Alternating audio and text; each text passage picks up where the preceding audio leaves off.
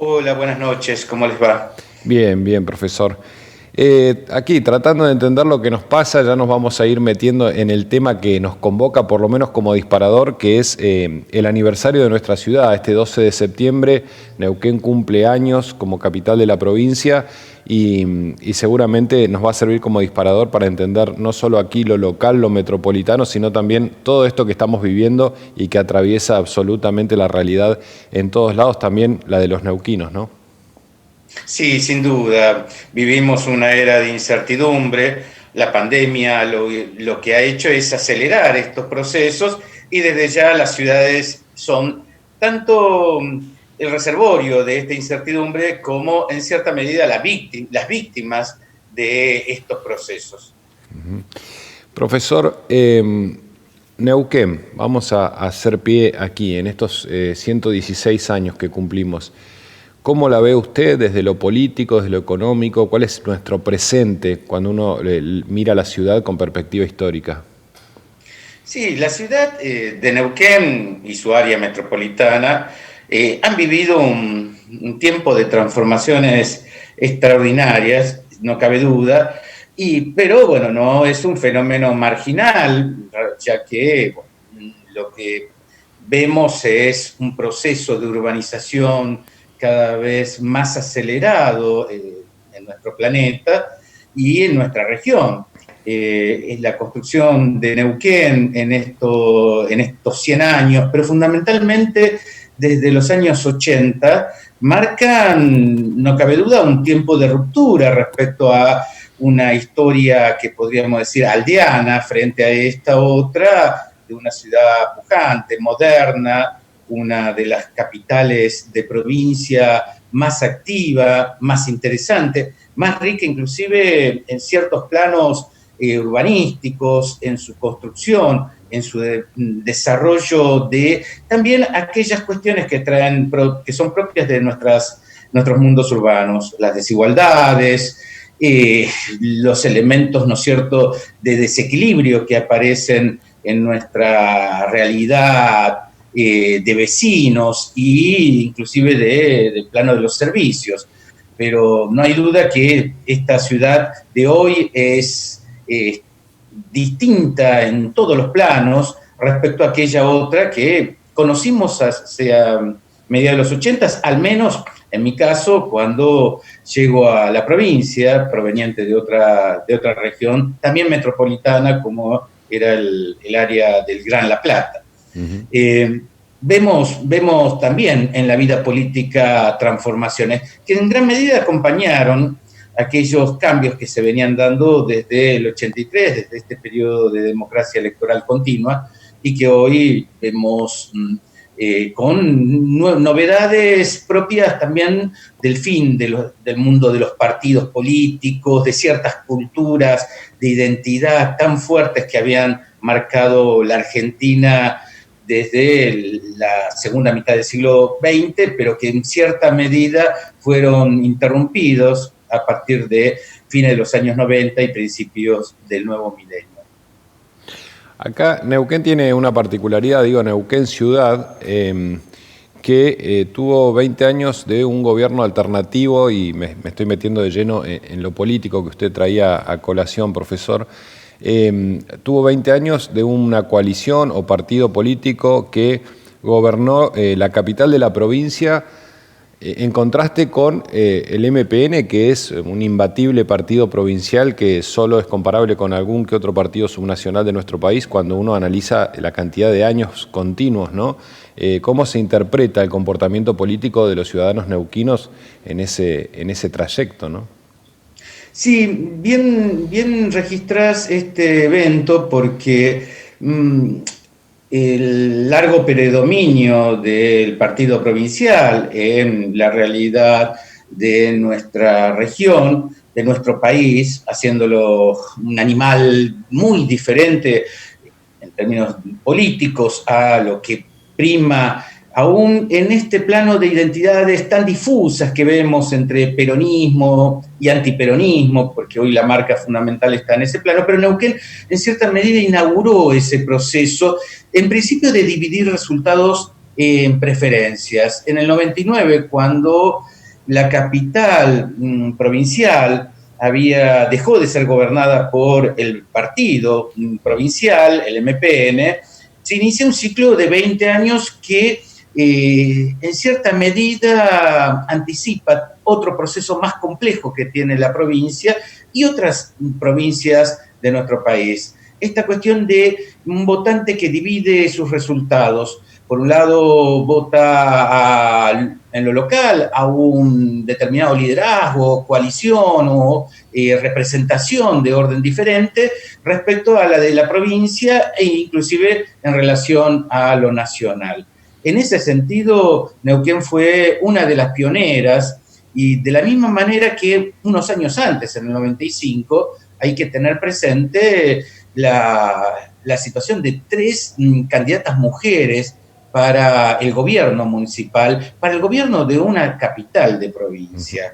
Ese evento no tiene que pasar desapercibido porque mostraba también a este Neuquén con este doble estándar, ¿no es cierto?, de una sociedad que parecía congelada en términos políticos, con un partido provincial predominante, pero aún dentro de ese partido y por fuera de él, veíamos actores nuevos y entre ellos también culturas políticas nuevas, como por ejemplo esta que hacemos referencia, en el 95, 3 mujeres compitiendo por la intendencia de la capital, era una novedad para la región y obviamente para el país.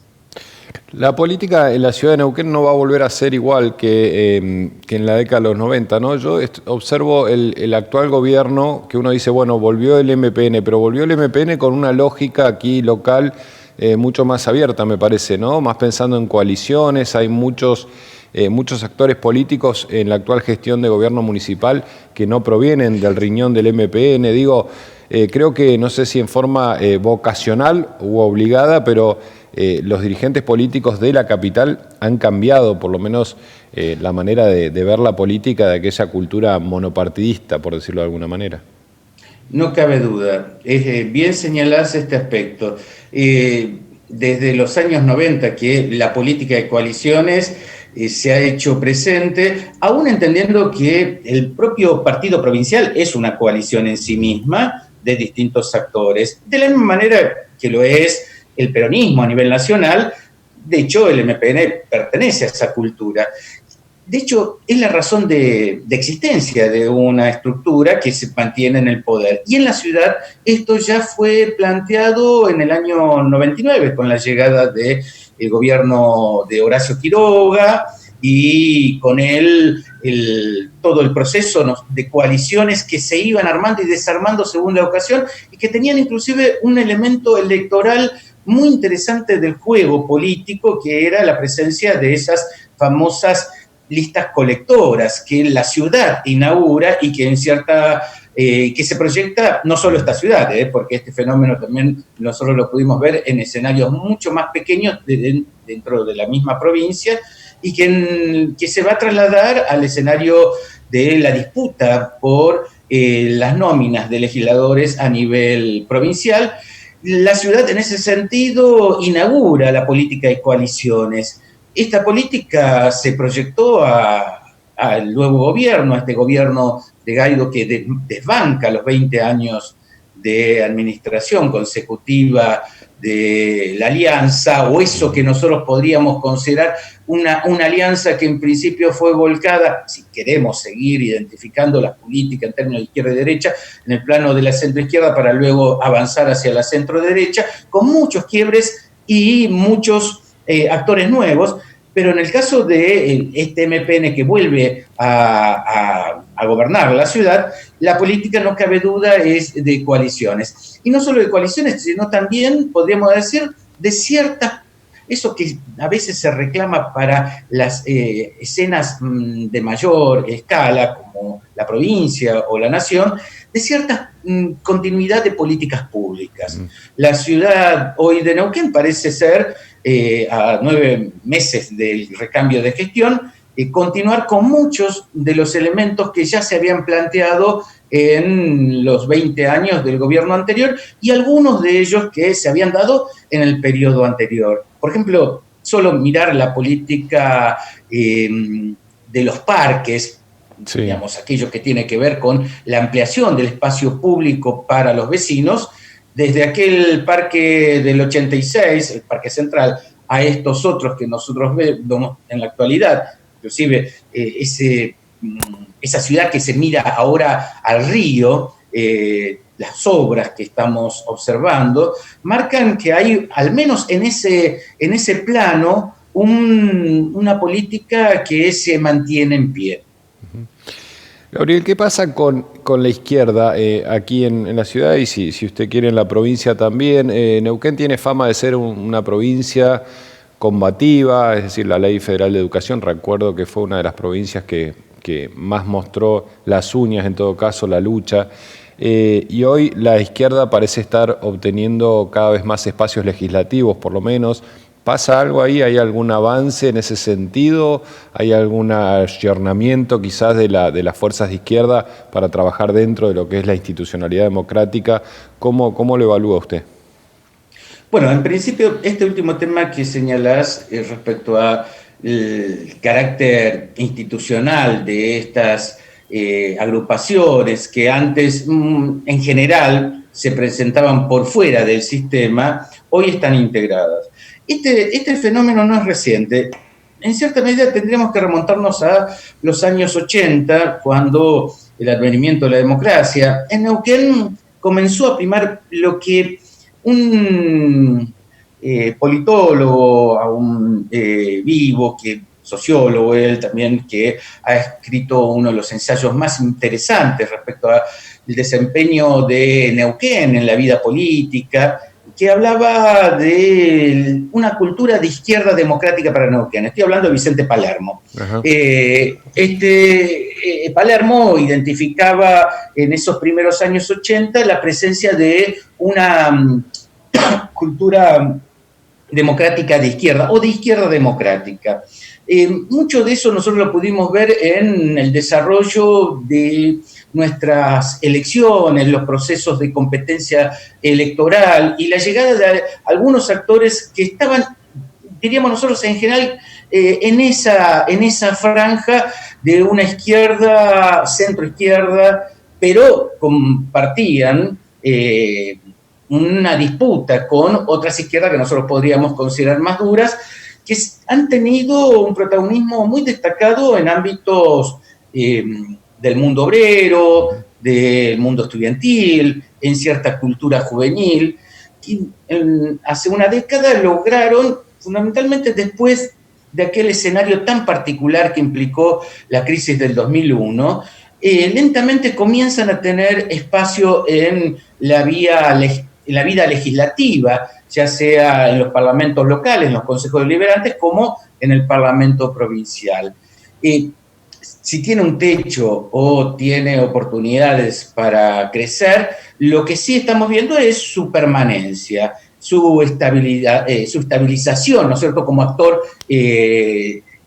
dentro de la vida política de cada uno de estos escenarios. Gabriel, salimos un poco de lo estrictamente político, por lo menos en el sentido de la lucha por espacios de poder y partidario y demás, para meternos en la sociedad neuquina en estos 116 años, ¿cómo ha cambiado? Yo tomo los últimos años, que es lo que uno como neuquino tiene obviamente presente por haberlos vivido.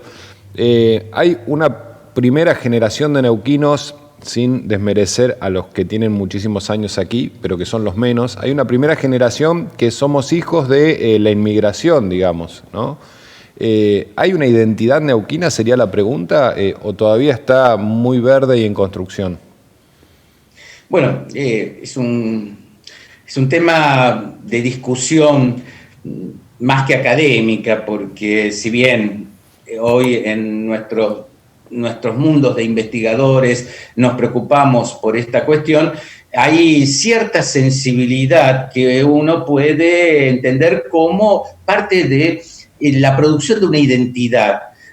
Desde ya sabemos que hablar de identidad es entrar en un terreno misterioso, por cuanto la construcción de un proceso que pueda identificar a algún actor en relación a ciertos valores o cierta lógica territorial o espacial o de cultura política, implica un trabajo muy complejo, pero que sin duda tiene que ver con los procesos o ciertos procesos que se han acumulado y con la presencia de algunos actores. Por supuesto que el partido provincial y también ciertos actores locales no ligados al partido provincial han tratado de promocionar la idea de que Neuquén es cultura o hay una cultura neuquina.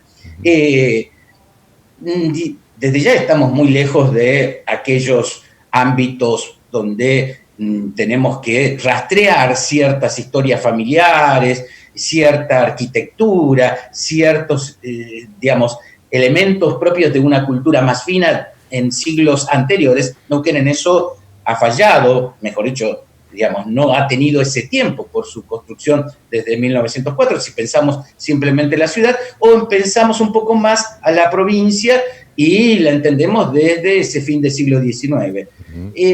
Sedimentar una cultura para construir una identidad es un proceso muy complejo y sobre todo cuando se han vivido transformaciones tan drásticas como la que afronta Neuquén y particularmente la ciudad.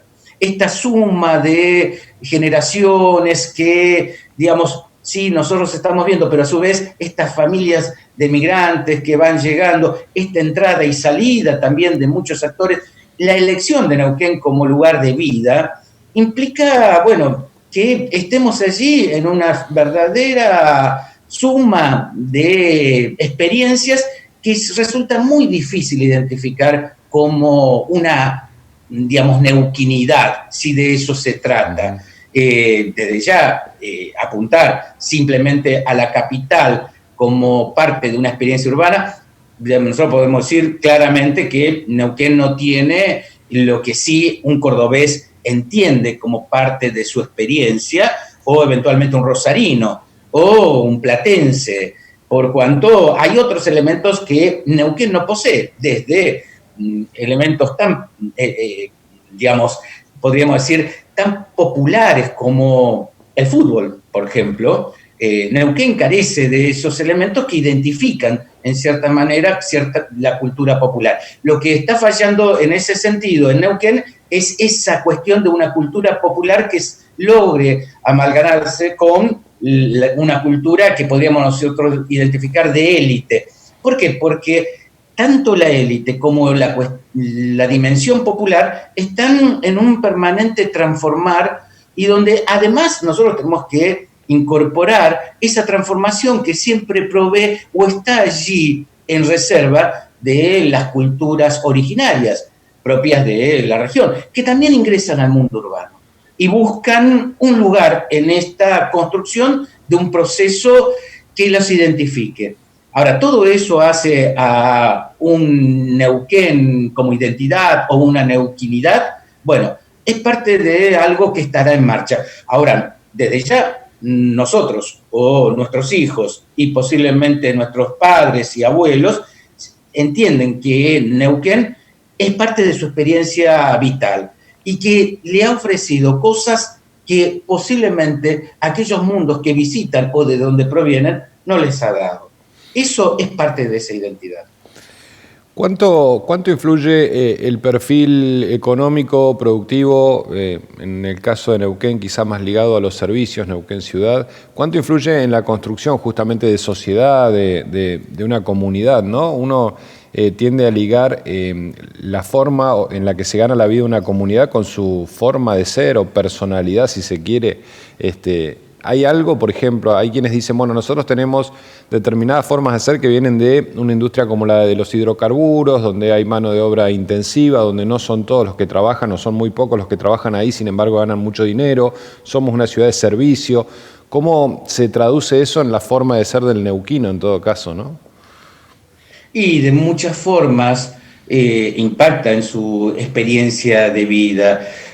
Nosotros sí, efectivamente, tenemos una ciudad de servicios con no solo con el mundo petrolero allí presente, ya sea por cuanto Neuquén reside en alguna de las empresas más importantes, ya sea porque es un lugar de residencia de trabajadores, ya sea porque mucho del costo neuquino, aquello que identificamos como los altos precios de los alquileres y eventualmente de ciertos productos, tienen que ver con niveles salariales muy altos que provee la industria, la actividad del petróleo. Pero por otro lado tenemos la cultura del mundo de lo público, el trabajo en las áreas de la administración o del comercio y eventualmente todas aquellas otras áreas que tienen que ver con el servicio personal. Todo ello tiene un impacto sobre la construcción de este Neuquén, tanto en lo espacial como en la vida del consumo promedio del neuquino. Ahora, si esto hace a la producción de una identidad, podríamos decir que no tanto, ya que esa idea de un neuquino que da servicios para, digamos, los propios neuquinos, pero también para fuera de Neuquén, y a su vez recibe aquello que aparece como primera línea en bienes, servicios y otras cuestiones para su consumo diario, bueno, rompe, digamos, tiende a romper las posibilidades de ofrecer esa identidad o construir esa identidad que estábamos haciendo referencia. Profesor, bueno, se nos ha ido media hora de programa. Yo lo voy a despedir con la última pregunta, en realidad una breve reflexión de lo que significa este cumpleaños 116, que lo vamos a pasar en el marco de la cuarentena. Ya adelantaron las autoridades públicas que va a ser un festejo prácticamente simbólico, obviamente, a diferencia de los grandes desfiles a los que estamos acostumbrados. ¿Cómo se festeja en este contexto? Y si usted le puede poner un título al festejo de estos 116 años de nuestra ciudad, ¿no? Sí, un festejo en reserva, podríamos decir. Un festejo que, digamos, que deja pendiente lo público para avanzar sobre lo privado. Será un festejo para cada uno de los neuquinos en su ámbito de cuidado, porque esto es lo que importa hoy en este tiempo, el cuidado de los neuquinos, como de todos los argentinos, frente a esta novedad que tenemos de la pandemia. Será un festejo bajo el vecino, ¿no es cierto?, o para el ámbito privado exclusivamente. Gabriel Rafart, muchísimas gracias, un placer ha sido esta conversación, seguiría, pero bueno, tenemos que seguir con el programa, así que no va a faltar oportunidad, como cada semana lo hacemos en la radio, de seguir charlando todos estos temas. Muchas gracias, profesor. Muchas gracias a ustedes. Gracias.